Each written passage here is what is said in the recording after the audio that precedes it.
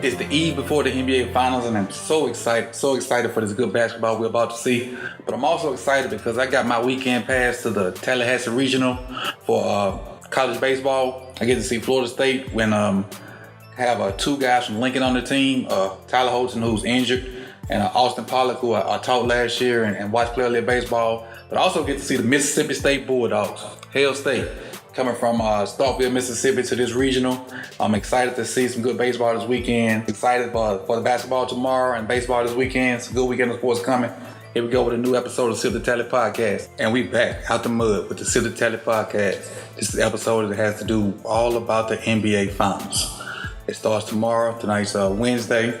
You got the Cavs versus the Warriors, part 4. I'm going to talk a little bit about the Cavaliers and the Celtics, what happened in that series, and same thing with the Rockets and the Warriors, and let's run it from there.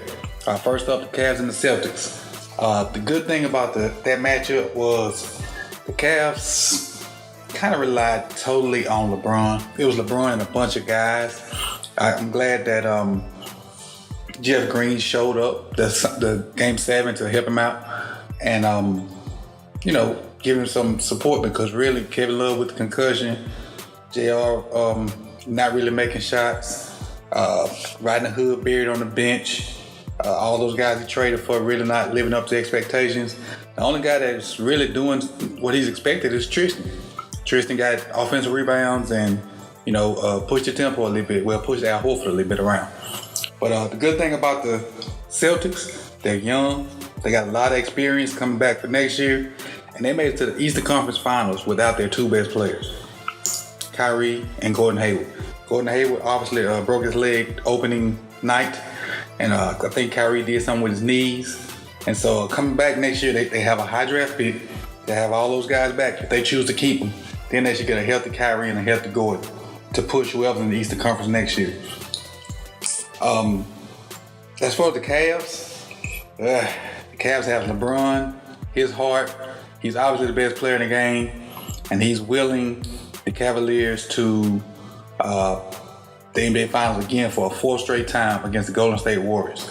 Do they have a chance? Not really sure. I don't think so. But he's in there for the 8th straight time, and that's an amazing accomplishment. Not really sure what his legacy is with this big, huge debate with him and Michael Jordan. And I saw Kerry Champion try to throw Kobe in that mix yesterday. No, Kobe's not even the best two-guard in the league, so he can't even get in the all-time debate. But moving on to the Golden State Warriors and the Rockets. To me, that was the NBA Finals, in my opinion. Golden State put up a heck of a fight once Chris Paul went out. But with Chris Paul in there, they were kind of shaky. Chris Paul was that steady guy, that leader that the Rockets needed. His toughness, his tenacity, and the games they won, he kept them in the game when the Warriors were having those big third quarters. He also guarded Kevin Durant. You think Chris Paul is probably 6'1", 6'2", maybe. Durant's like 6'10", 6'11", 7'2" wingspan, and he would get up in Durant and not let him put the ball down. So all he could do was really just shoot over him. And if he make it, fine. If not, that's a rebound for the Rockets, which he didn't make a lot of those shots because Paul was so close on him. But in my opinion, when the Rockets were playing that tough physical defense and the refs didn't call fouls, that was their advantage. Now, my thing is with this series shouldn't have went 7 games. If the refs are going to call fouls differently in the playoffs than they call in the regular season, they need to call whatever the entire regular season, because the defense that the Rockets were playing, even though it was tough, that early 90s, 80s style defense, they don't let those guys play that in the regular season, and so they shouldn't be able to play it in the playoffs. And if they let them play it in the regular season, it's fine in the playoffs. So just be consistent. That's all you can ask for. Now, those games where Houston won, that's what they were doing. They were getting up in Golden State. They were all up in the grill. They contested every shot. And a lot of times they were, quote unquote, fouling on shots, but they weren't calling it. And so, they would let them get away with being physical and whatnot, because Golden State is a finesse team. Obviously, they have great shooters, but they don't have a rough and tough guy other than Draymond and maybe David West. Let's talk about the series individual. Going back to Cavs and the Celtics. Game 1, the Celtics won 108-83. Really wasn't a contest the entire game. I think they ran them from start to finish. You could tell that they looked younger, more energetic, more enthused. Coming back to game 2, they also won game 2 107-94. That game was a little bit closer, but later on in the game you can see the Cavs kind of wear down, and the supporting cast for LeBron really didn't help him at all. Nobody really made shots, and he had a bunch of numbers, but he really couldn't do it by himself. Somebody else needs to step up. Game 3, they shift to Cleveland. LeBron had a monster night. Some of his supporting guys showed up. JR hit a few shots. Kevin Love hit a few shots. Jeff Green played good. Tristan played good. Kyle Korver made a few shots, and they won that game by about 30 points. Then came game 4, and I felt like whoever won game 4 would win the series. And Cleveland came out and won by 9. LeBron had another big game. His supporting cast stepped up and did just enough to get them over the hump. And at this point in the series, I didn't think Boston would win another game. I thought inexperience would hurt them. And it seemed to have, but not the next game. The next game, they went back to Boston. They took care of business, won by 16, held the Cavs to 83 points. Again, LeBron's supporting cast disappeared. He might as well have been playing with a bunch of guys from the rec center. Coming back to game 6 in Cleveland. Cleveland's going to be amped up for it. I think Kevin Love didn't play, or this the game he got hurt with a concussion, and Cleveland went on to win that game by 10 points. And so next came game 7, which is, we had game 7 on Sunday, we had one on Monday. So Sunday's game 7, Cleveland and Boston Celtics in Boston. Comes out, LeBron, first half, LeBron's barely playing defense, but I tell a friend of mine that he's really just saving himself, I think, for the second half. And Boston had the lead, but they didn't put him away. They had a good run going, they just couldn't put him away. And then in the second half, LeBron started to exert himself a little more. And then, lo and behold, the other Cavs showed up. So now with LeBron playing full speed, didn't go hard in the first half. He was playing lackluster defense. And on top of the fact that Boston just was jacking threes and not making them. That's where that inexperience came in at. The only person really was being consistent with Boston was Jason Tatum, but Rozier jacking up shots, missing them. Al Horford not really being a presence in the paint, jacking up threes, missing them. And that let the Cavaliers just work back in. Then Jeff Green showed up. Jeff Green showed up and hit 19 points, if I'm not mistaken. Kyle Korver hit a mean 3 on 2 people at the top of the key. And JR hit a shot every now and then. So now you got the Boston Celtics down 8 with about 2 minutes left. And they get what my friends of mine call the lemon booty. They got tight. They didn't know how to react. They didn't know how to push through and get over the hump. And lo and behold, you have LeBron with a lackluster cast headed back to his 8th straight NBA final. All right, let's switch to the West. You got game 1. Golden State won in Houston, 119-106.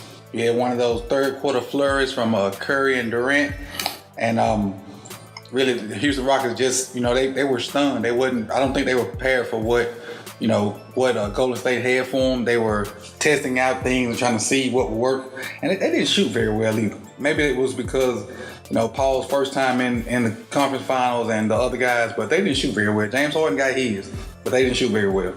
Moving on to game 2. Rockets come back, kind of defend their home court a little bit, win 127-105. They were lights out behind the 3-point line. Lights out.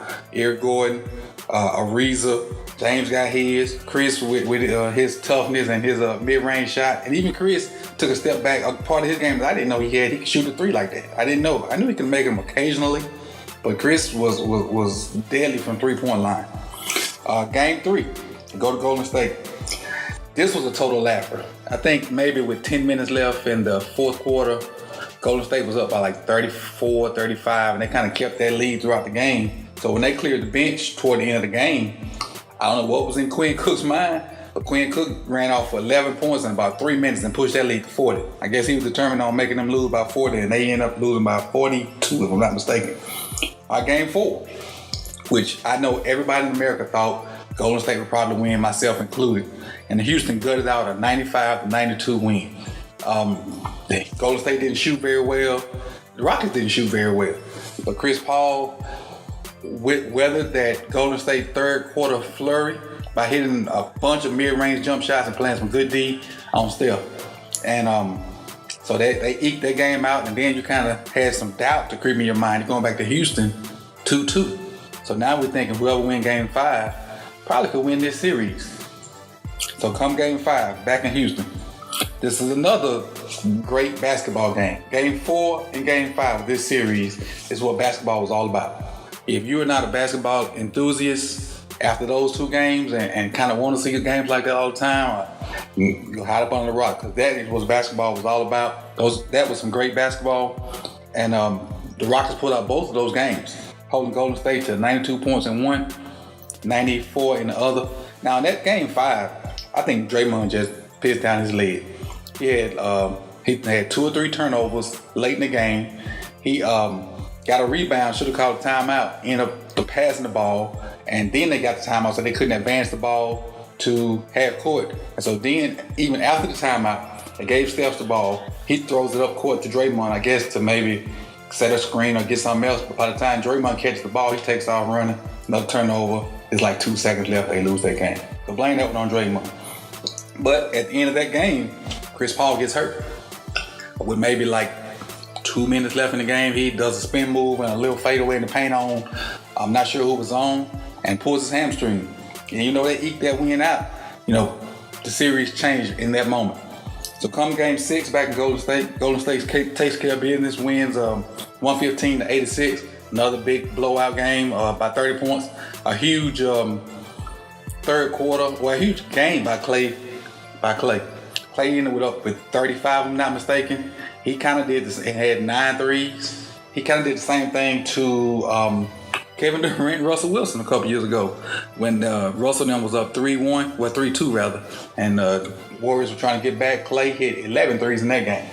And now setting up big game 7, which was Monday, Memorial Day. And again, Chris Paul didn't play, and Andre didn't play for Golden State. So Chris Paul's injury is a lot more serious than Andre. And as far as being on the court, I think Chris Paul will be missed more than Andre. But going into game 7, the Rockets came out on fire. I think they led by 17 at one point, and Golden State all they was doing was ISO ball. Clay, they would run pick and rolls, and then whoever would switch on the pick and roll, they'd do ISO, and then guys would kind of stand around. But that's not the Golden State that we all see all season rather. So they used to moving back screens, back cuts, and the only one that was doing that consistently was Klay Thompson. But Klay picked up 3 fouls in the first quarter. So now the only guy that really has a rhythm shooting the ball is on the bench. The Rockets go on this huge run. James Harden's hitting shots. Clint Capella's, catching alley-oops, catching lobs, getting offensive rebounds, putting it back. And they're doing an amazing job of just pretty much playing nice, solid D and hitting their shots on offense. Even Eric Gordon's in the mix. Eric Gordon at one point is unstoppable. But I think Eric Gordon, as good as he is, I think his stamina is second tier. Because he would give you all he got in that first half and look pretty much unguardable. Then second half, he'll disappear like his legs go. But anyway, come back third quarter, you already know what happens. Golden State comes out with a flurry. Steph gets hot. KD gets hot. Clay's back in the game now with those 3 fouls, even though he picked up a 4th early in the quarter. He has a rhythm. Draymond's pushing the tempo. And they just come back, and before you know it, I think they closed the lead to 11 at half. That 11-point lead turned into an 8 or 9-point lead for Golden State going to the fourth quarter. So that's like a 20-point swing. So now it's a little seesaw back and forth in the fourth quarter. The Rockets never really get the lead, but they're close enough to win the game. And then I think Reggie Miller says this stat, and I think the whole world is shook. The Houston Rockets had missed their last 25 3-point shots. Listen to me. 0 for 25. The last 25 shots they missed. They were getting shots at the rim. Gordon was getting to the rim, getting layups. Capella was. Harden didn't even start getting to the rim. But they missed 25 straight jump shots and then hit one for the last 33s. What part of the game, not what part of the game, when as a coach do you say, okay, let's try something different? They still were down only 8 or 9 points, but they just kept shooting threes, kept not making it. As a coach, I know it's your system, shoot layups or threes, but at some point in the game, you got a chance to go to the NBA Finals, and you are not hitting those threes. At what point do you just not tell them to put their head down and try to get to the ring? Or at least work on the mid-range game and play a little defense? Never happened. They just kept shooting. And it wasn't even the stars that were taking all the shots. You had some of the role players taking shots. You had Ariza taking shots. You had number 4, I can't remember his name, but he's a pretty good defender and rebounder. He was taking shots. Even though he made them in their wings, at that point in the game, it was tight. Chance to go to the finals was on the line. I'm sure he was nervous. That guy wasn't supposed to be shooting those threes, man. But anyway, now we had this matchup. Act 4, Cavaliers versus Golden State. In my mind, the Cavs don't stand a chance. I think it'll be a gentleman's sweep, 4-1. I think maybe they win, game 4 after it being 3-0, and Golden State celebrates on their home court in game 5. Now, that's without Iguodala. If Iguodala comes back, I'm leaning towards sweep. Because LeBron can't take off the first half and then raise his level of play and still be close with these guys. Because they take off the first half and raise their level of play in the fourth quarter. And if Love doesn't play, if his guys don't make shots, I'm sorry, LeBron is the greatest player in the league right now, but that's not enough. I think KD is just as good as LeBron when he wants to be. Steph is probably the shooter I never play, is right behind Steph as being one of the better shooters I've ever seen. And it's a tall task for the Cleveland Cavaliers, but I'm all Golden State right now. And, Golden State is one of the few teams I pay money to see right now. I go see the Heat, which is my team, and Golden State. But, game starts tomorrow. I hope everybody enjoy it. I'm going to tune in and analyze and break it down and be on Twitter, out there tweeting with the masses. It's like when the game comes on and everybody goes to Twitter, it's like we all watching the game together. And that's something I enjoy doing. Even in my group chat, my friends, we all talk about it and go from there.